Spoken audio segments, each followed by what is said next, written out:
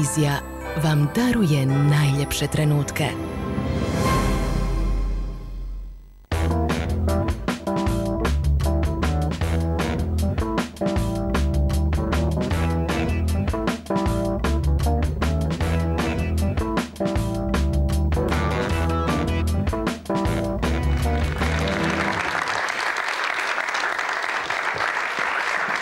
Dobar dan.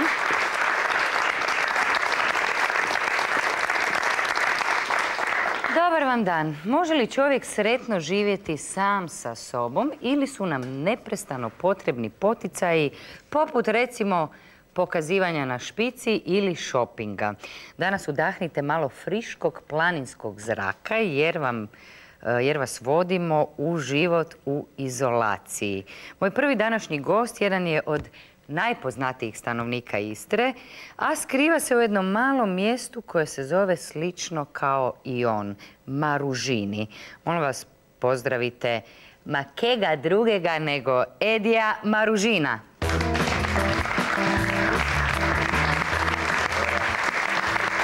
Edija svi sigurno znaju kao veselog, temperamentnog pjevača, mog kolegu, pjevača naših veselih Gustafa. Pa Edi, moram priznati ovako, kada gledamo na sceni zajedno s bendom i uopće tvoji i nastup i pjesme koje pjevate i način na koji zabavljate svoju publiku, nekako mi je nespojivo da se ti skrivaš u jednom malom seocijetu i da si tamo pronašao svoj mir. Je li to upravo zbog toga, zbog ovog posla kojim se baviš? A može biti, mada možda u ovom slučaju nisam ni toliko dobar sugovornik za život u izolaciji, obzirom da moj život ide svakako osim samo izolacije, ali volio bi, možda me je natjerala ta moja volja za izolacijom. A opet tempo života je sve skupa vodi me na sasvim druge sfere i pretpostavljam da je to upravo taj kompromis između onog posla koji radim i onog što bi ja htio. Ostanite s nama jer Edi će nam nakon kratke stanke ispričati kako mu je u izolaciji, pa čak i u zatvoru bilo čisto lijepo. Ostanite s nama.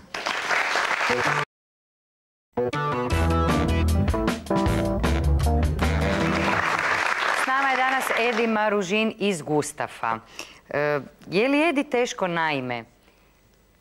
Ljudi kažu da je teško imati uspješnu karijeru ako ne živiš u centru zbivanja, ako nisi recimo kao, pogotovo glazbenici, kažu, znaš, u Zagrebu je sve na dohvat ruke, ako hoćeš imati karijeru moraš biti u Zagrebu. Kako si ti uspio spojiti ovo? Jedno je život, a drugo je život i karijera. Imao sam dovoljno vremena, 25 godina, tako da nekako se to uspjelo iskristalizirati, ali točno ipak da recimo, što si bliže koritu, to si i bliže hrani, dakle, puno je lakše nekom tu iz Zagreba dospjeti u medije i općenito taj posao obavljati nego nama iz provincije. To je jedan tipičan sindrom provincije koji je u našem slučaju jako očito, obzirom da je zbilja nam ipak trebalo tih 25 godina da bi došli tu gdje smo sada.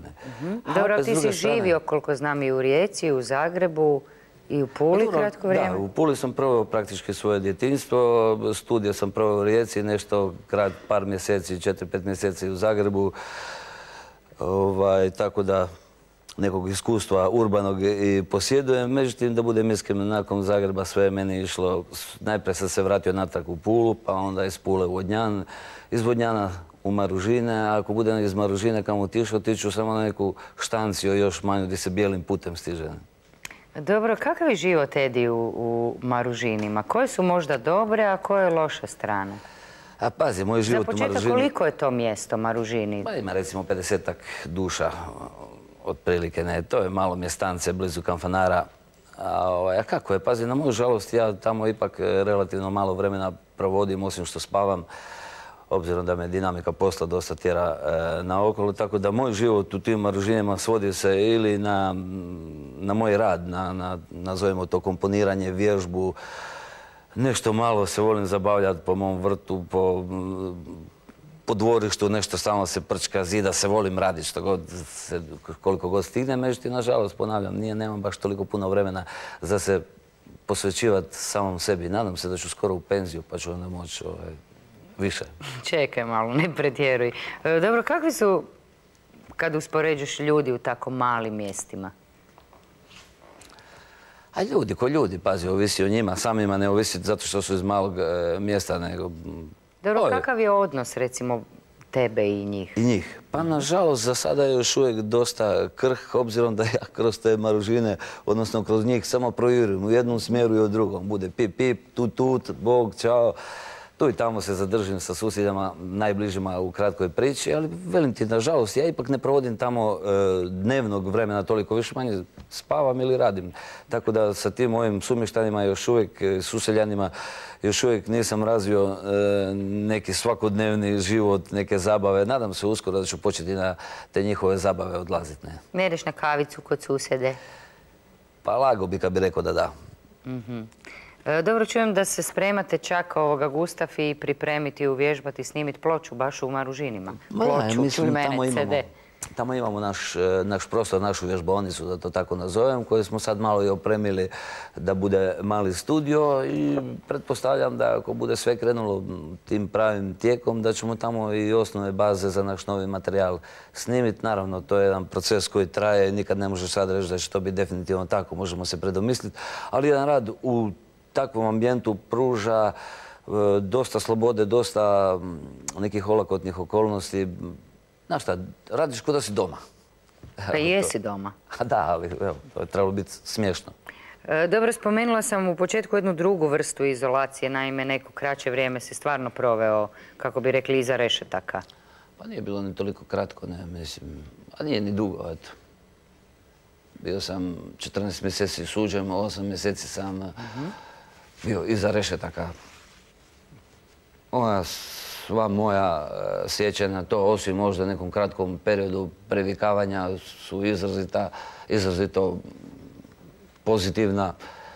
Dapače, mislim da te penološke mjere kojima bi trebalo biti čak i svrha tog prinudne izolacije, da i nisu toliko učinkovite, obzirom da je uvijek kažem da bi se ja često, barem par mjeseci vratio tamo, nazad. U mir izolacije? U mir, divno, krasno, ne računaš kad ćeš se dignuti, kad ćeš ispavati, što ćeš jesti, što ćeš obući, kamo ćeš poći, šta ćeš delati, sve je to dogovoreno unapred. Super, a znaš kad si doma i kako mi stoji ovo, šta ću obući, šta ću jest, moram ići po kruh, moram po novine, ništa ne moraš. Interesantno, Edi, hvala ti. Pozvat ću svoju sljedeću gošću jer ona sigurno ne bi baš bila sretna u zatvoru. Voli reći sama za sebe da ima crve vriti. Tak se to kaže. I stalno je u pokretu. Molim vas, pozdravite moju sljedeću gošću, Miju Kovačić.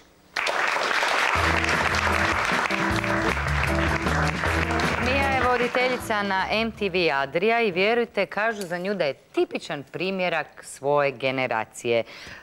Mija, ti stvarno predstavljaš, rekli bi, cijeli MTV paket. Što to znači? To je bilo i jedno od, čini mi se, ulaznih pitanja baš za... Da, to je bilo pitanje na audiciji, što je to u tebi MTV-evski. Ja sam rekla cijeli paket, jer nisam znala što bi odgovorila. I onda su me to dalje pitali šta se to podrazumijeva. Onda sam ja rekla da u principu sve, pričljivost, vrckavost, ali opet nekakva sposobnost, znači da normalno i ozbiljno odradim posao, ali uz jednu dozu sebe, znači da unesem u to nešto svoje. Dobro, tvoj posao i novinarski i voditeljski je stvarno dinamičan i putuješ i upoznaješ nove ljude. Jesi li ti takva dinamična osoba, ne možeš se zamisliti negdje u miru, u samoći? Koliko ti znači upravo ta dinamika? Pa to me nekako pokreće. U principu, mislim, sa 22 godine ništa drugo se ne očekuje od mene. Svaki taj čovjek ili bend ili kako god, znači idem na koncerte, upoznajem puno ljudi, svi oni mi daju nešto. Znači, u principu svaki taj čovjek, ja profitiram od njega, znači upoznajem sebe kroz njega. Svaki put su to neke različite, dobre, loše, zanimljive situacije. I onda jednostavno onako, ta dinamika me održava i dalje, i dalje, i dalje, još i drugačije. Tako da, baš moram za sebe reći da sam dosta dinamična, ali i prije ovog posla na MTV-u sam bila takva. Znači, nije mi ništa samo promijenilo, nego sam se nadopunila nekako. Bi li sebe mogla zamisliti u nekakvom reality showu, nekakvoj izolaciji? To ne bi nikako. Prvenstveno zato što nekako mislim da reality showi su jedna loša vrsta izolacije. znači ne bi se htjela opterećivati na taj način, niti mentalno ograđivati, niti fizički, niti prostorno, nikako. A smatram da ljudi koji su tamo u principu, većina njih ide zbog nekakve medijske popularnosti, pozornosti. Čak više manje zbog nekakve novčane nagrade. Znači oni dosta idu za nečim drugim, nemaju taj svoj cilj, tipa ja sad idem u izolaciju da upoznam sebe, nego jednostavno neke druge stvari koje meni se ne sviđaju. I nikad svoju intimu ne bi na taj način prodavala. Nema cijenu i ne bi nikako prodala. Dobro je izolacija tipa, ne znam, jednog malog mjestašca u Istri, Maružini ili nekakvog otoka gdje živi još manje duša. Svaka čast Ediju i bilo kome, međutim sebe ne vidim tamo. Moraš znati da u Zagreb sam došao za 2 sata i 15 minuta, imam pola sata do Pule, 40 do Rijeke, tako da... Ali u doba kad nije bilo tako, jednostavno mislim da ne bi mogla, znači, jedno dugo vrijeme putovati iz svog nekog mjesta do grada. Ne znam, falila bi mi ta buka. To sam htjela pitati, što bi ti falilo ovako u jednom... Pa ti mali detalji. Puno lica, buka, sve nešto što onako malo život to održava. Nekako, ne znam, bolje se osjećam. I tako sam odgojena i odrasla sam u gradu, ali ne znam, to je jednostavno moj nekakav taj tempo. Dobro, spomenula si malo prije da taj život u izolaciji nekako ljudi koji se odluče na taj način živjeti idu upoznat sami sebe, za razliku od izolacije vrsta reality showa. Edi, kako si se ti odlučio nakon svega ovoga i zašto? Spontano. Mislim, u Maružine sam otišao prije 4 godine kad smo spremali novi album i to je bilo pravi odlazak u tu, nazovemo, izolaciju. Bilo mi je potrebno 15-20 dana mira, da ne vidim nikoga, niko da me ne gnjavi, niko da me ne zove, bez telefona, praktički skoro je bez struje, ajde struju sam imao, ali da odem i da mogu napraviti taj materijal. Ja sam otišao tamo na 15-20 dana, nisam ja računao ostati tamo. Međutim, ostao sam do današnjeg dana, nikad se nisam vratio iz tog mog perioda kad sam otišao baš u izolaciju. Mada ponavljam sad, dinamika života, a čak i ljudi koji su non stop neko kod mene, tako da ta neka izolacija je daleko od onog što bih htio. Ali istina je da imam neku potrebu da se negdje odvojim, da budem sam što je moguće više. Sam sa sobom. Evo. I ona ne može, sa poslom kojim radi, ne može praktički otići u kamo izolaciju. Dobro, imaš li ti uopće ponekad potrebu se izolirati, osamiti? Kako to radiš? Pa ja mislim da svaki čovjek ima neku potrebu biti sam sa sobom. I tek kad zna biti sam sa sobom, može biti s drugima. Znači može funkcionirati kao dio te buke. Mislim da, ne znam, ja se u svim tim trenucima dobro osjećam. I uvijek nešto nađem što je meni dobro i potrebno da imam. Znači, ne mogu reći da ja potpuno ne mogu egzistirati da nema nikog uz mene. Volim ljude i volim pogotovo prijatelje, obitelj, sve. Ali jednostavno, oni mi daju tu snagu. Svačija energija se prazni. A dobro, bili možda zbog ljubavi, sad si spomenula volim, bili zbog ljubavi otišla živjeti u Gospić? Hvala Bogu, imam tu dečka i isto razmišljam i ne moram o tom razmišljati, ali iskreno mislim da ne bi, zato što bi mi nešto falilo i možda ne bi bila zadovoljna. A kad nisi zadovoljan, onda ta ljubav brzo izbljedi. Znači, moraju se posložiti neki faktori da bude sve onako kako treba biti. Hvala lijepa. Moj sljedeći gost će nam reći kada je previše, na primjer, života u New Yorku, glamuroznih partija i manekenki. Iako to ponekad izgleda kao život kojeg bi svatko poželio. Molim vas, pozdravite Bojana Mancea.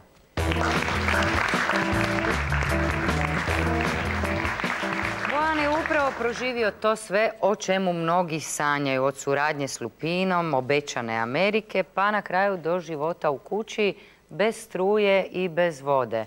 Bojane, što se dogodilo? Otišao si iznenada, ali i vratio si se iznenada.